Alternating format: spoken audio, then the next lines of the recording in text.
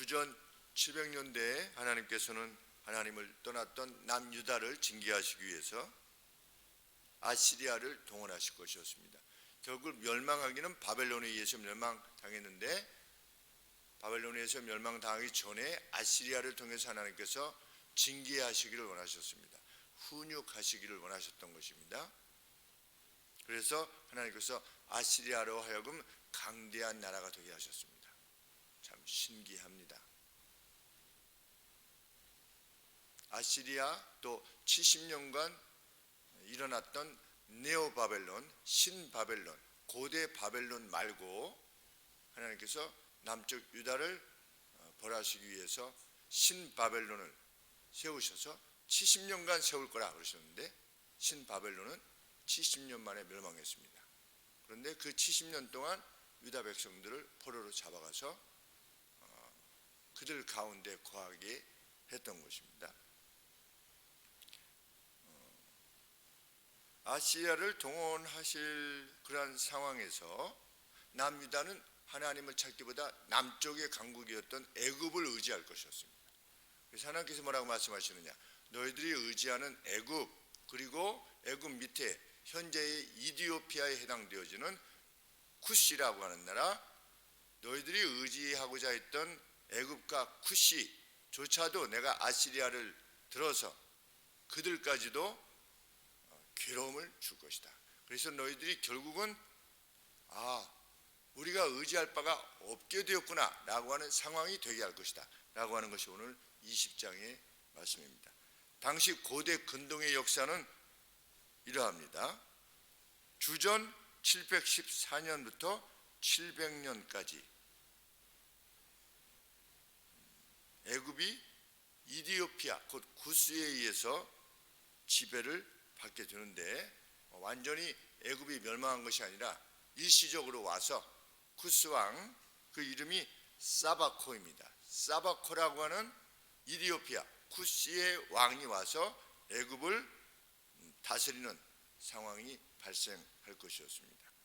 그런데 우리 고대사에 보면 요셉이 활동했던 시기에, 그러니까 주전 한 1800년 시대에, 그때에도 이 이디오피아에 해당되어지는 나라가 잠시 애국을 지배했던 때가 나옵니다. 그런데 그때가 요셉이 총리가 되던 때입니다. 그런데 고대 고고학에 의하면 그 쿠시라고 하는 나라가 총 3명의 총리를 세우는 겁니다. 애굽에 자신들이 점령했던 애굽에 총 3명의 총리를 세우는데, 그 중에 하나는 애굽 사람이 아닌 사람을 세우는 겁니다. 그러면 개연성이 벌써 오지요. 우리 요셉이 애굽 사람이 아니지 않습니까? 그런데도 불구하고 총리로 세우는 것입니다. 이렇게 고고학의 도움을 받으면 받을수록 성경의 말씀이 얼마나 팩트라고 하는 사실을 분명히 해주는데, 오늘 이사야서 내용도 마찬가지입니다. 그런데 당시에 팔레스타인의 다른 모든 족속들, 유다, 에돔, 또 모압, 이 나라들이 애굽과 동맹하기를 원했던 겁니다. 그래서 반아시리아 진영을 형성하려고 한 것입니다. 지금 미국이 반중국, 그래서 연합 전선을 형성해서 어떻게 보면 전 세계가 중국을 포위하는 형국이 되지 않습니까? 지금 영국의 엘리자베스 그 항공모함도 동원하고, 호주도 동원하고, 이래서 일본도 동원하고, 우리나라도 동원하려고 그러는데 어떻게 될지는 모르겠습니다. 동의를 할 것인지 말 것인지. 그렇게 했던 것처럼 반아시리아 동맹을 형성하게 되는 것입니다. 그랬을 때에 하나님께서 아시리아 왕 사르곤 2세를 통해서 누구를 보냈냐면 타르탄이라고 하는 군대 장관을 보냈는데, 타르탄은 우리가 파라오처럼 이게 어떤 사람 이름이 아니고 장관을 일컬을 때, 아시리아 장관을 일컬을 때 타르콘이라고 불렀는데, 그 타르콘이라고 하는 어떤 장관을 보내가지고 애굽의 지배를 받던 아스돗을 함락시키는 것입니다. 그것이 20장 1절의 내용입니다. 아스루 왕 사르곤 2세입니다. 군대 장관, 그러니까 타르콘이죠. 타르콘을 아스돗으로 보내며, 원래 아스돗은 어디입니까? 블레셋 성 중에 하나이지요. 그런데 애굽이 아스돗까지 지배하고 있었던 것입니다. 그런데 아시리아 왕이 장관을 보내서 그 애굽의 지배를 받고 있던 아스돗에게 보낸 겁니다. 그가 아스돗을 쳐서 취하던 해 주전 711년입니다.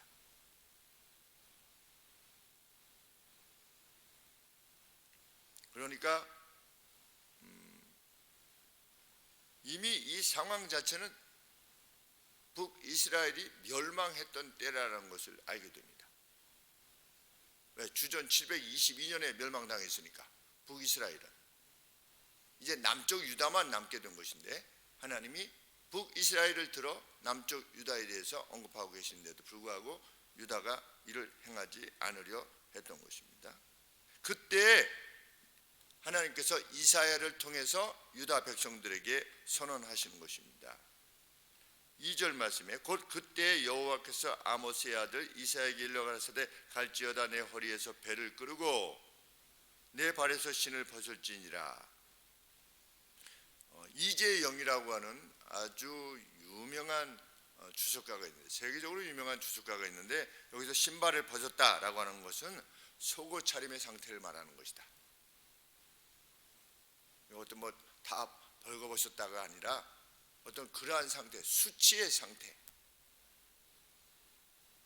그래서 우리 이탈리아도 그렇고 독일도 그렇고 연합군에게 졌을 때, 그때 나치에 협력했던 이들을 막 끌어내가지고 구타하고 막 겉옷을 벗기고 수치를 주지 않았습니까? 그런데 이 이사야로 하여금 하나님께서 그렇게 행해라.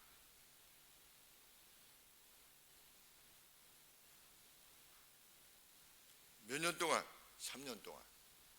참 선지자 하기 참 정말 힘들었겠다는 생각이 듭니다. 인간적으로 치면 3년 동안 그런 수치스러운 모습을 하면서 행해라. 말이 3년이지 얼마나 긴 세월입니까? 그러면 유다 백성들이 그 모습을 보면서 하나님께서 이렇게 하시는 날이 올 것이겠구나. 애굽조차도, 우리가 기대하려고 했던 애굽조차도 이렇게 아시리아에 의해서 당하게 될 것인데, 그러면 우리가 하나님께로 돌아가야 되겠구나, 이렇게 하기를 하나님께서 원하셔서 3년 동안이나 행하신 것입니다. 그런데 유다가 돌아서지 않았던 것입니다. 그런데 애굽만 그런 것이 아니라 주전 714년부터 700년까지 애굽을 다스렸던 구스의 사바코 역시 동일한 고통을 당할 것이다. 그러니까 아시리아의 세력이 저 아래쪽 구스까지 내려가게 될 것이라는 것을 언급하고 있는 겁니다. 그러니까 구스가 애굽을 지배하고 있었는데, 그 애굽이 아스돗을 다스리고 있었던 것이죠. 그런데 애굽뿐만 아니라 애굽에게 지배력을 행사했던 구스까지도 하나님께서 가만두시지 아니하실 것이다. 왜? 니네들이 의지했던 바이니까. 그때 4절 말씀에 애굽과 구스를 신뢰했던 유다가 경악하게 될 것이다. 어떻게 이런 일이 발생하게 되었는가 라고. 이와 같이 애굽의 포로와 구스에 사로잡힌 자가 아스루 왕에게 끌려갈 때에 젊은 자나 늙은 자나 다 벗은 몸 벗은 발로 볼기까지 드러내어 애굽의 수치를 보이리니, 그들이 5절에 그들이 누구입니까? 유다 백성들입니다. 유다 백성들이 그 바라던 구스에 자랑하던 애굽을 인하여 놀라고 부끄러워할 것이다. 우리가 의지로 하려고 했는데 하나님께서는 5절 말씀, 6절 말씀에 그날에 이 해변 거민이 누구냐? 유다 백성입니다. 왜 해변 거민이라고 말했는가? 하나님의 백성이라 이렇게 말하지 아니하고 나의 백성이 이렇게 말하지 아니하고 해변의 거민들이 해변의 거민이라 불릴 만큼 하나님의 약속하신 바에 대해서 전혀 개의치 아니하였던 나라, 해족속과 같이 페니키아 상인들과 같이 그 위에 지금의 레바논 나라 이런 나라들과 다를 바 없다는 것입니다. 그렇기 때문에 나의 백성이 이렇게 말씀하시지 않고 해변 거민들이 라고 이렇게 표현할 정도로 하나님께서 유다가 얼마나 하나님을 떠나는가를 말씀하고 계시는 것입니다. 그때 해변 거민들이 말하기를 우리가 믿던 나라 곧 우리가 아스로 왕에게서 벗어나기를 바라고 달려가서 도움을 구하던 나라가 이같이 되었은즉 우리가 어찌 능히 피하리요? 무엇을? 아시리아로부터의 괴로움을 어떻게 우리가 능히 피할 수 있겠느냐? 그랬는데 무려 587년이니까 이때로부터도 약 130년간 하나님이 유다를 지켜보셨습니다. 돌아오기를. 하나님의 자비하심과 인내가 얼마나 크다는 것을 알게 됩니다. 그래서 주전 586년 혹은 587년에 남유다가 멸망하기까지 하나님께서는 계속해서 선지자를 보내서 죄악에 대해서 지목하셨습니다. 우리는 예수님을 믿은 이후에 우리가 현재적으로 짓고 있는 죄로부터 완전히 자유하지 않다는 것을 우리도 인정하게 됩니다. 우리가 예수 그리스도로 말미암아 보혈의 피로 말미암아 죄 사함을 얻었다라고 하는 선언이 있은 뒤에 우리가 우리의 죄에 대한 책임으로부터는 자유하지만 우리가 우리의 죄로부터 자유하냐, 죄의 행위로부터 자유하냐, 유다 백성들과 이스라엘 백성들이 범했던 죄로부터 과연 자유한가라는 것에 대해서 늘 긴장하며 우리의 삶을 살아가야 되는 이유인 줄 압니다. 하나님께서는 이런 모습 저런 모습으로 우리에게 경고하십니다. 강단을 통해서 경고하시기도 하고 어떨 때는 병을 통해서도 경고하시기도 하고 또 어떨 때는 헤어날 수 없어 보이는 어떤 것들 우리의 근심을 통해서도 하나님께서 우리를 경고하십니다. 그리고 성령 하나님께서는 자주 또 우리의 심령에 깨닫게 하십니다. 너 이거 내가 원치 아니하는 것이다.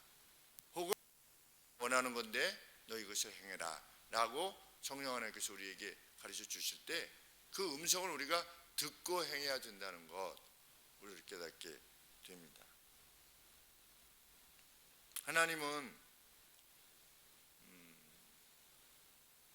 우리가 어리석은 자들이 되지 않기를 원하는데 어떤 죄의 결과 나쁜 것을 선택한 결과로 인해서 초래하게 되는 그 어떤 괴로움이 있을 때 우리는 하나님께로 달려가야 되는데 인간은 어리석어서 애굽에게로 갑니다. 혹은 구스를 의지하게 됩니다. 그런데 만일 그렇게 되면 하나님께서 너희들이 의지했던 그것을 내가 끊어버릴 것이다. 그래서 너희들이 참으로 의지하는 존재는 나일 수밖에 없다는 사실을 내가 깨닫게 할 것이다. 하나님께서 이렇게 말씀하시는 것입니다. 내가 의지하는 것이 돈이라면 하나님께서 돈을 끊으실 것이요, 내가 의지하는 것이 지위라면 지위를 상실케 할 것이요, 명예라면 그것 역시 취하여 가실 것입니다. 왜? 사랑하시기 위해서. 우리를 사랑하시기 위해서 특별히 하나님의 백성들은 그 훈육을 통해서 하나님께로 돌아오게 하기를 원하셔서 인생의 어려움들을 허락해 주시는 것입니다.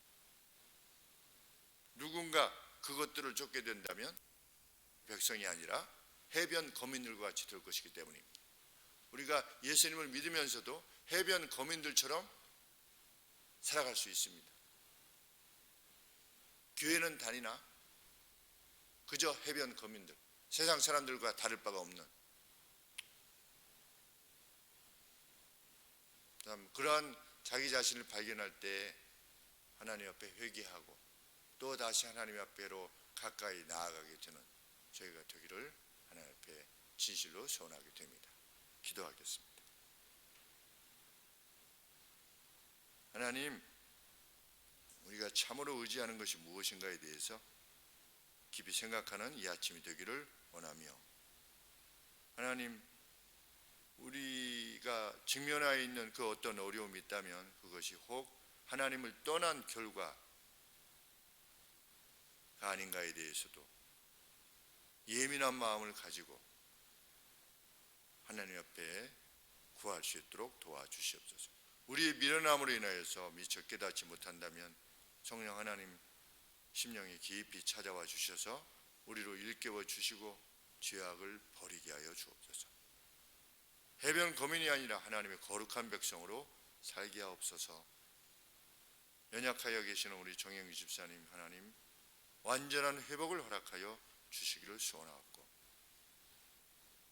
생업의 어려움 가운데 하늘을 향하여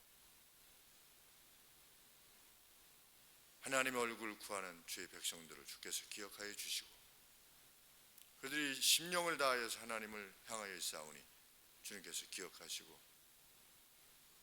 하나님께서 이루셨다라고 하는 그러한 증언이 가능하리만큼 하나님 친히 역사하여 주시기를 진실로 소원합니다.